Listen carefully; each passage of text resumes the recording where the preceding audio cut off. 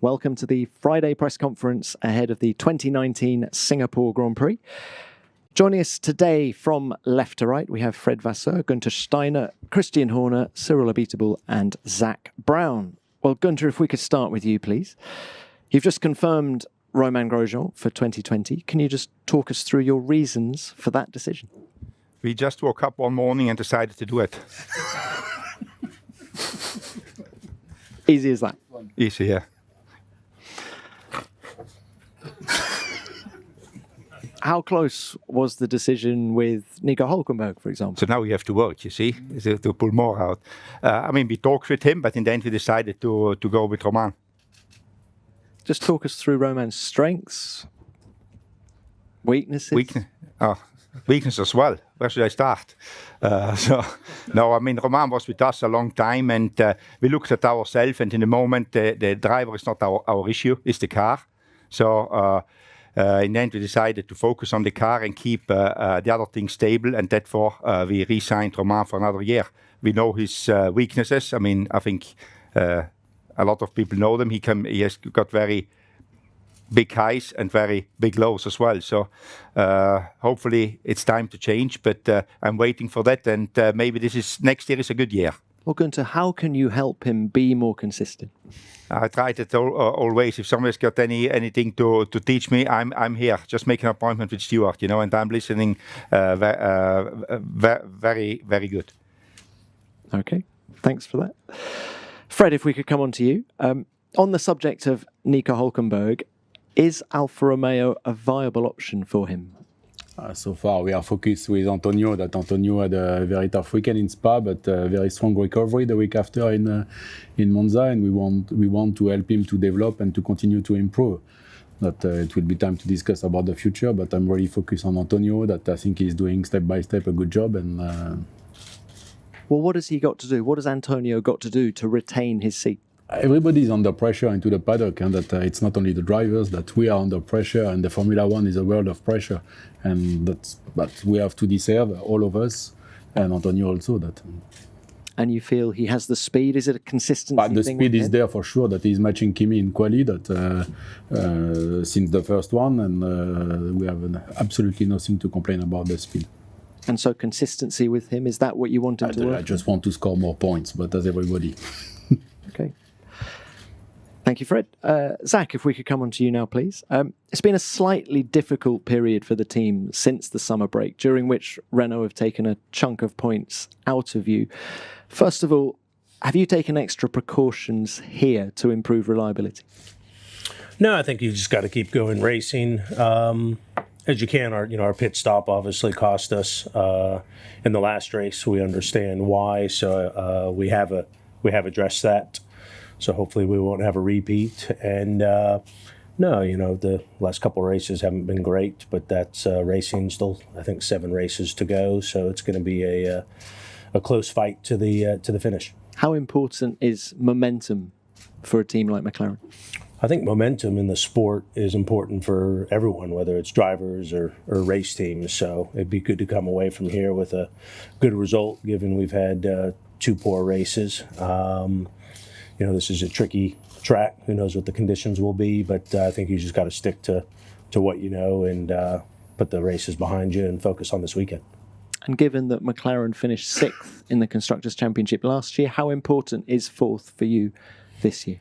Well, we want to improve on last year. In reality, we were 7th because of the points situation with Force India. So, on our road to recovery, we just want to improve incrementally. So 4th would be great. I think that's about as much as we could realistically achieve. It's going to be tough holding on to it, but we're up for it, and we've got some very good competition from Renault, and Toro Rosso's not far behind. Thank you, Zach. Well, let's come on to Renault. Cyril, same question to you first of all. How much importance does Renault place on 4th position in the Constructors' Championship? Well, it's relatively important. It's important in the sense that we were P4 last year, and everyone is expecting, and everyone around us, including ourselves, we are expecting to do be able to equal that result, if not to improve it. So improving, we know, is going to take time. So going backwards is not great. We had a fantastic momentum from 9, 6, and 4 in the last 3 years. We'd like that momentum to continue, but it's a sport. We've missed a number of opportunities for scoring big points. We seized one last weekend. That's good. They're going to be an interesting fight. But it's a fight that we are also honored to have, because McLaren is a great team. They recovered a lot. They have a very good chassis. So it's a decent and an honorable fight. And with the confirmation of Romain Grosjean staying at Haas next year, that's one less option for Nico Hülkenberg. How sorry would you be if him leaving Renault was to force him out of Formula One? It would be difficult, because I think I said it on a number of occasions. We feel like, not only we feel Nico has been a pillar in the team construction. He's also obviously a great driver. He's a huge professional outside of the track. He's got a huge experience, and for me, whether it's between Renault and Nico, or Formula One and Nico, it would be unfinished business. So I can't do anything but really hoping that he'll find a way forward. But obviously, it's a bit of out of our hands now. Thank you, Cyril. Christian, thanks for waiting. Coming to you now. So Alex Albon has had 2 races with the team now. How would you sum up his progress so far? I think he's done a very good job. I mean, obviously short notice when he got into the car, but his drives in both Spa, particularly Spa in his first race, the recovery that he made to P5 was really impressive. He had a strong weekend in Monza as well.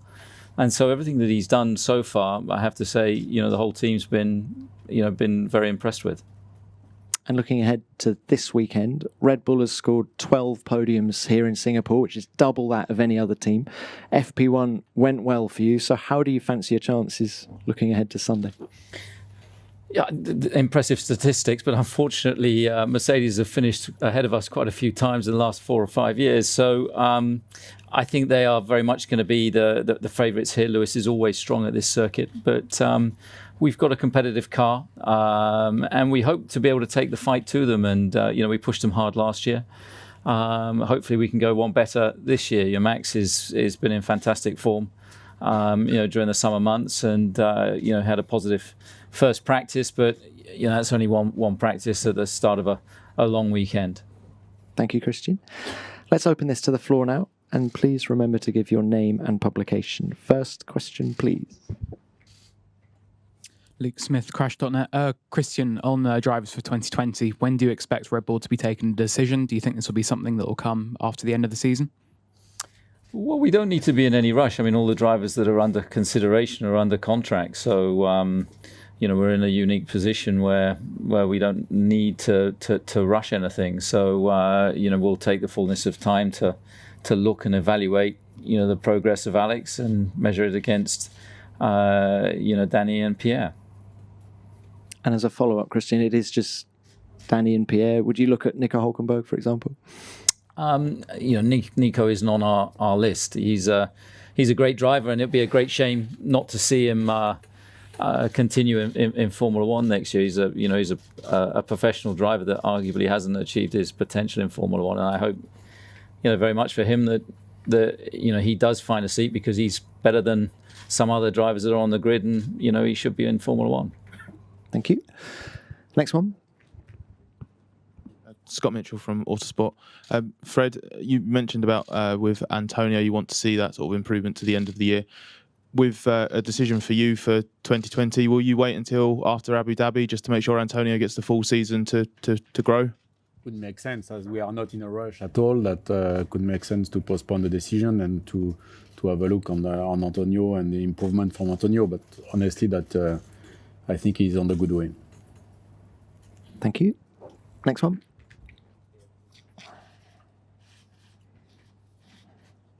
Julien Bidiot, the question to Fred and Cyril. What's your opinion on the decision not to have Formula 2 and Formula 3 at the French Grand Prix next year? Who'd like to start? Perhaps Cyril, you could start. Yeah. For sure, it's a shame for the French Grand Prix, because it's always 2 exciting races, but I think they did it for technical reasons. Last year, they missed the German Grand Prix, and it's quite difficult for the junior series to do 3 or 4 events in a row. And I think they have to skip one, and next year will be the French one. No, it's never a good news, I guess, for the promoter who's concerned. So for the French Grand Prix, they've had a hard time on year one because of some accessibility aspects. They had also a hard time year two because of the show. So I think it's we need to try.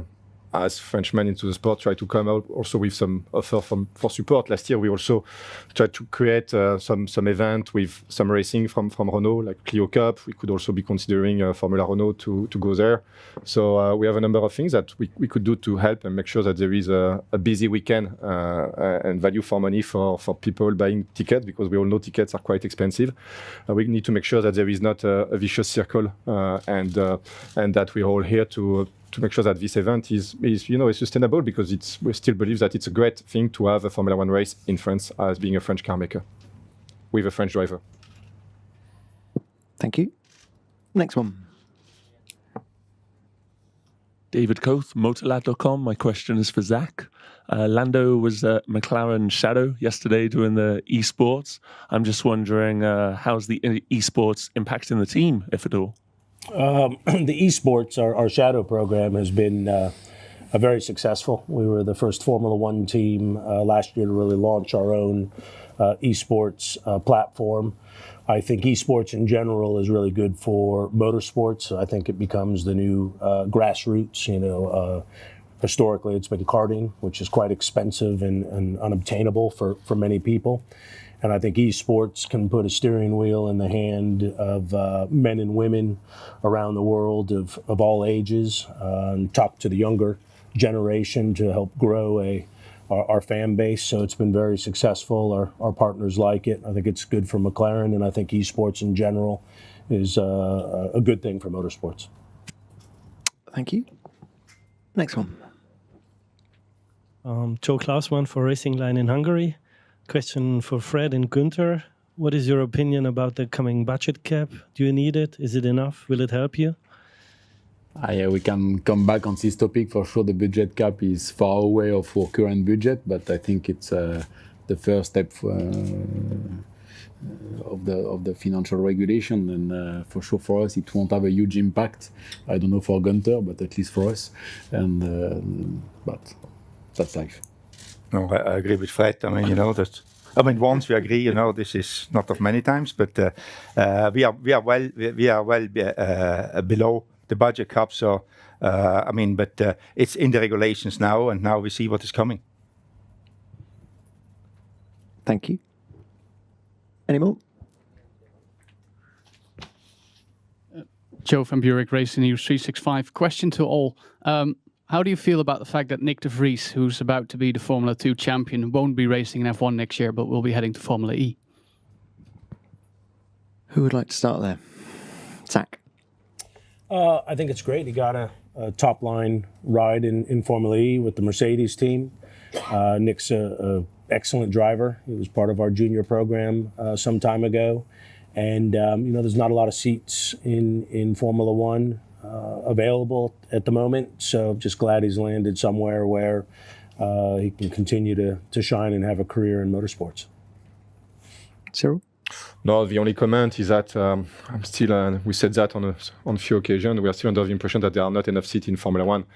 10 teams is really the minimum number, and probably 11, 12 should be better for accessibility to Formula One for young drivers, the Minardi of this world. So obviously also Red Bull has done its own arrangement, but that's really, it's all something that's very exclusive to a few top teams. So as Renault, we'd like to see more teams joining in, and in particular to have a more dynamic system for younger drivers.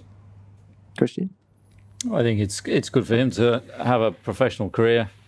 Obviously, he's been around a long time. He's been in Formula 2, I don't know how many seasons now, and that's always taken into consideration in probably not what has been one of the most stellar Formula 2 seasons, this year. So, good for him that he's got a professional contract with a manufacturer in Formula E. I would say the same. I mean, good for him that he got a contract with a very good team, and he can make a career out of it. So not everybody can land in Formula One. I mean, so I think we have to see the good side as well, that there is other opportunities than F1. And it is what it is. But he has got a future. That's the most important. I had nothing to add. He did a fantastic career. He was flying in go-kart, and he won the GP2, but it's Romain Grosjean. Calling out after my comments. I have nothing to add on. Thank you. Next one.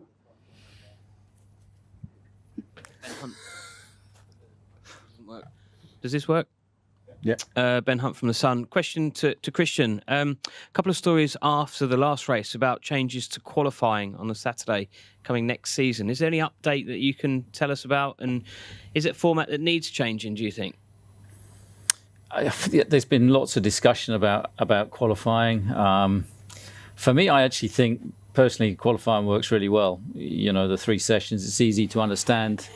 It's not too complicated. And it builds to a crescendo. And I think for your fairly passive viewer, it's relatively straightforward. I think the problem that we have at the moment is that obviously, as a result of the qualifying, the fastest cars starting at the front of the track like this, if it's a one-stop race, the grid position is going to pretty much dictate, bar reliability, where cars are going to finish. So I think there needs to be the ability to have other strategies in a race that creates a little bit more jeopardy, creates more risk and reward.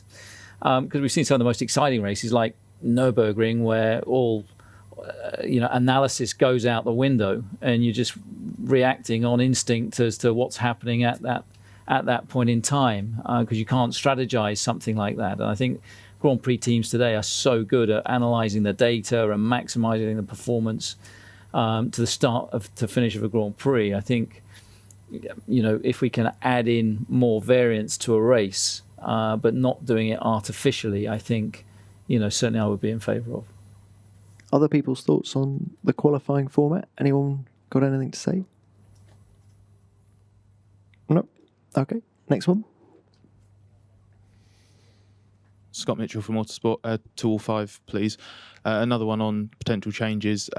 Grid penalties have been a sore subject for a few years now. One of the suggestions that has sort of been detailed a little bit recently is about potentially adding ballast to cars instead of having grid penalties for engine changes. Are you a fan of that? Do you think that that's likely? Or do you think there's another option that might be a better alternative to grid penalties? Fred, let's start with you this time. Not a big fan at all of the ballast, not ballast success, but ballast penalty. That it will be, I think, even worse for the race. At least when you have the penalty, you start from the back. That it could spice a little bit the race. That if you have the ballast penalty, it will be even worse. Gunther? Yeah, I agree. The ballast is more difficult even to explain to spectators when all of a sudden a car goes slower than the other ones. So I think ballast is not my preferred view of. We need to find a penalty system that is severe enough that they start at the back or the positions to find out. But I think in the moment it isn't working too bad. So I think I prefer this one than ballast by all means. Christian? I'd certainly agree on ballast. I think we see in other categories it doesn't work. It screws your whole weekend, not just the qualifying. I think the only shame about what we have at the moment is it potentially robs the fans on a Saturday of seeing drivers going for a qualifying position. If we look at Monza, Max taking part for a couple of laps in Q1, not wanting to progress past Q2. I think if we could find a more balanced penalty than just straight to the back of the grid, we should consider it so that you're still encouraging drivers on a Saturday to be going for a qualifying position. Cyril? Well, our position since a while has not changed. We are suggesting time penalty by opposition to grid penalty. Time penalty that you could serve under your pit stop or that could be added toward the end of the race, and that would just encourage better racing without altering the starting position, without altering also qualifying.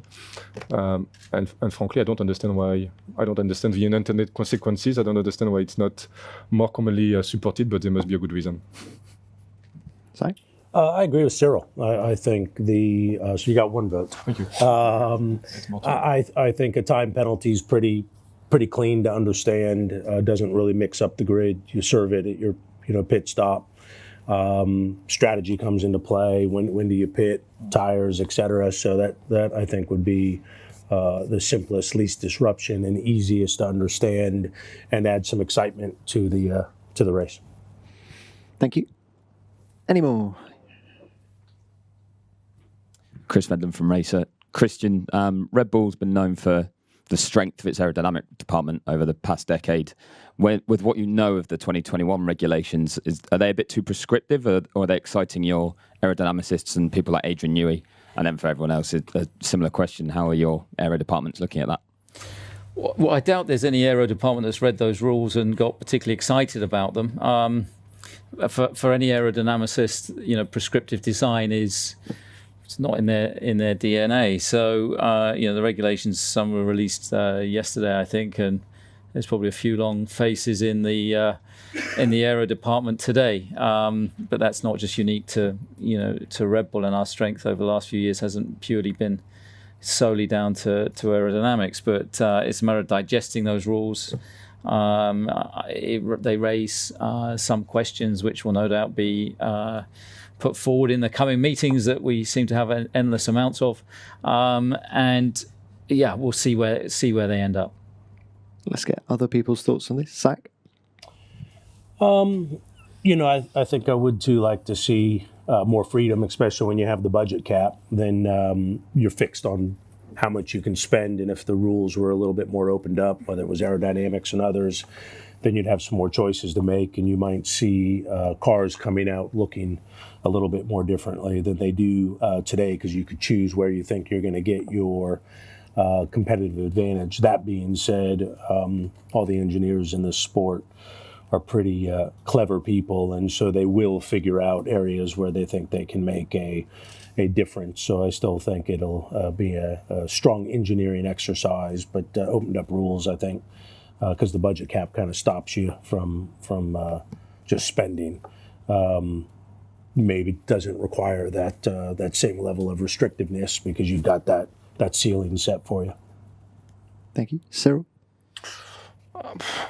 Looking at 2021, it's going to be such a step change. I think it's not bad to start with something that is fairly prescriptive, and according to the result that we see, then to progressively open up, because the world is not going to stop in 2021. There will be years after that. We will have to come up with, evolution, like always, to the regulation, and it will always be the time to free up a bit. We still have our aerodynamic capacity and department, strengths and weaknesses. So it will still be a possibility, but I think we need to be a bit careful, because that time there was such a massive change to the regulation. It was 2014, and that created a cycle that I understand people criticize a lot for the fact that it locked a performance differentiator. So that's why I think it's not bad to do that initially and open up. Thank you. Gunther, too prescriptive? Yeah, I would say so. I mean, the budget cap should regulate the budget cap and the aero development program that can use the wind tunnel and CFD just to a limited time, basically, should be. So it's a little bit close, but maybe in the beginning it's good that we're not going too far. So I think we wait a few weeks until the aero people have got their proper comments, because now they react emotionally about it, but they will find way around it, what they're doing anyway. So I think I'm not... My opinion is not set yet. Fred? Yeah, I'm just a bit scared that if the room of freedom is too small, and at the end we will end up with the like a monotype, but it won't be a monotype, and we'll have to spend millions for this. Let's see. Thank you, Fred. Okay. Next one. Louis Dekker, NOS, for Mr. Horner. Do you agree that this is your best chance for a third victory this season? Or has the is the progress you made as a team so big, so huge, that every remaining race is a big chance now? Well, certainly, I think we've had good pace the last five races. If you look at our performance really since Austria, Silverstone, we were strong. We obviously won the race in Nürburgring. We qualified on pole and came pretty close to winning in Hungary. The race pace in Monza, if you look at Max's performance from the back of the grid in clean air, he was quick as any of the leaders. So, that's certainly encouraging across a cross-section of circuits. So hopefully in the remaining 7 races, some will be better for us than others, but hopefully we can be strong at all the venues, coming up in the remaining 7 Grand Prix. Thank you, Christian. Any more questions? Yes, Gaëtan Vigneron from Belgian TV. Just a quick thought about the insurance. It seems that quite a lot of young drivers in F2, in F3 are not covered by insurance.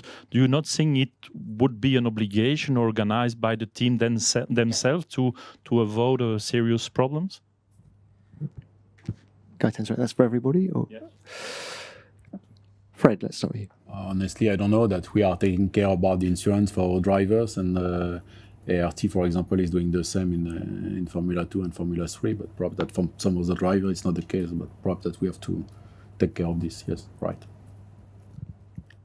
I wasn't aware that there are some people not insured, so I wasn't aware of this. So I think for me it's logical that you have insurance, especially doing the sports. I don't know why they are not insured. I don't know about it, so I cannot make a comment. Are you talking about life insurance or car insurance? Health, yes.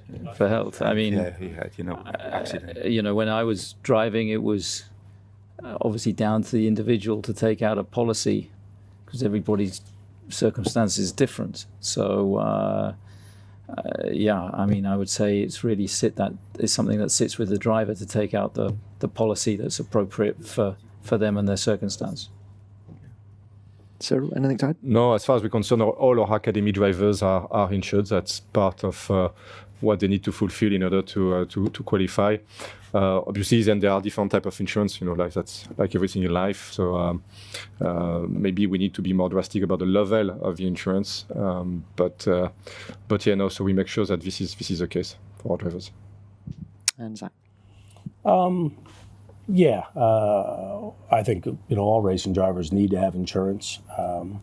It's ultimately the responsibility of the drivers. In Formula One, all of our drivers have insurance. It's super important. It's not also inexpensive, and there's a lot of drivers coming up through the ranks that may not be able to afford it.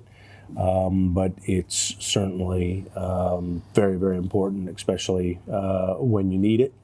I guess the FIA could look at, or the individual countries that issue license, that would maybe be an area that the race license issuer could maybe insist on some level of insurance, but then, how much, and is it enough, and is it the right type of insurance? So I think the big message is every racing driver should have insurance.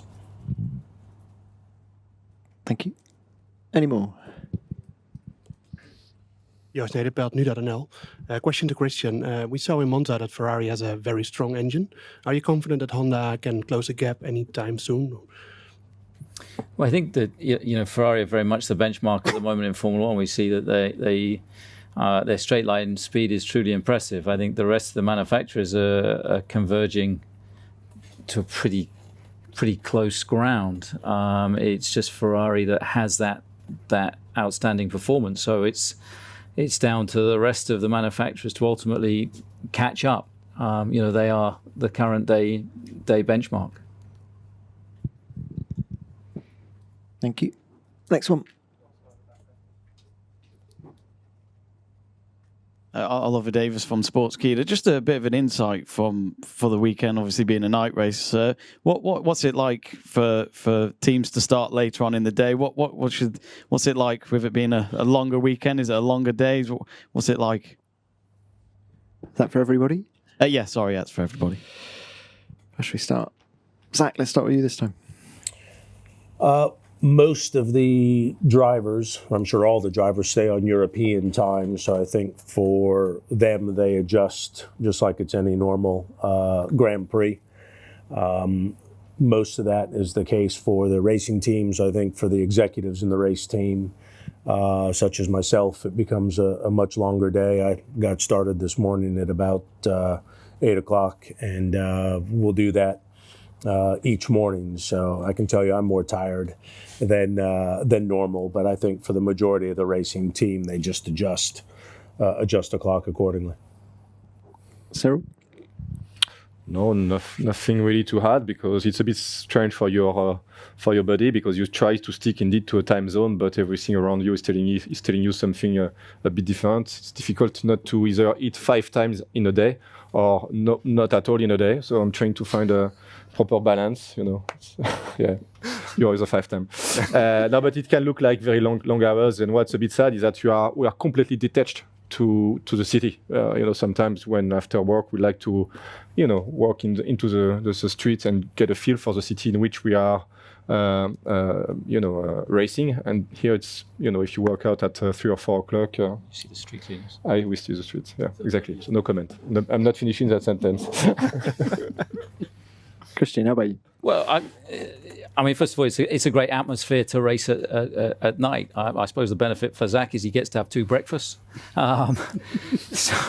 So it is a bit weird when you come in at 4 o'clock and you see people saying good morning and having a cup of tea and breakfast, and then seeing drivers milling around the hotel at 4 o'clock in the morning, in the evening. But that whole shift of staying just on a different time zone, it seems to work, and I think the spectacle here is fantastic.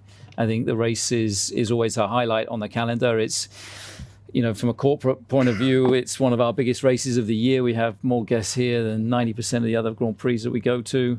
It's the race that everybody wants to be at, and I think it's something you just adjust to, and and try and deal with. I agree. You deal with it. I think it's a fantastic race at night, and I think everybody's doing it different. There is not one thing everybody does the same. Everybody gets up when he wants and has as many breakfasts as he wants. So you shouldn't pick on Zach, Christian. That's not fair. So, but I think the atmosphere is good and it's different. So we've got something to talk about, and that creates interest racing at night. So, yeah, for sure, you're a little bit confused. That's why I'm confused talking today. So I've got an excuse for that as well. And now I hand over to my friend, Fred. I'm okay with Gunther.